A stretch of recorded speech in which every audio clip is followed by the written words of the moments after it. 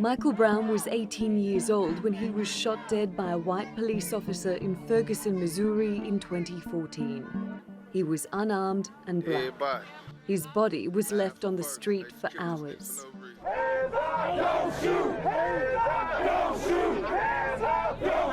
Brown's death became a rallying cry for race relations in the US. Protests in Ferguson over his death gained worldwide attention. They also led to a public conversation in the US on police brutality towards African Americans. Michael Brown does not want to be remembered for a riot.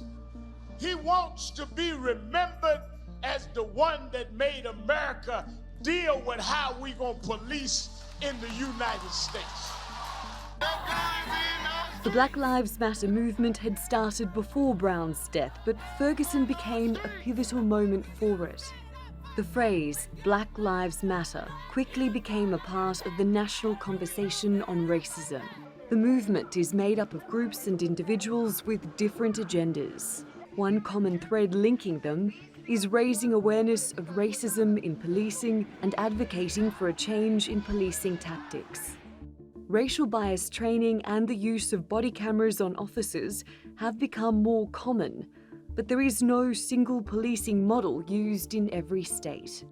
The movement itself can't stop the deaths of African Americans at the hands of police.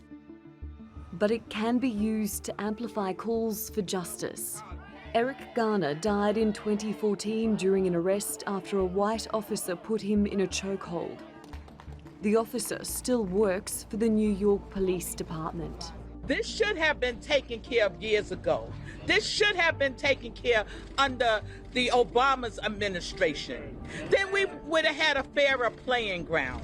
But today, what are we faced with? We're still faced with people who don't care about our lives. 5 years! In the 5 years since Black Lives Matter became a household name, there's been a distinct shift in the national dialogue around race. The issue of racism in policing doesn't appear to have the same urgency it once did, but there are frequent reminders of it. This month, mounted police in Texas led Donald Neely, a man suspected of criminal trespass, by a rope. It was an approved policing method.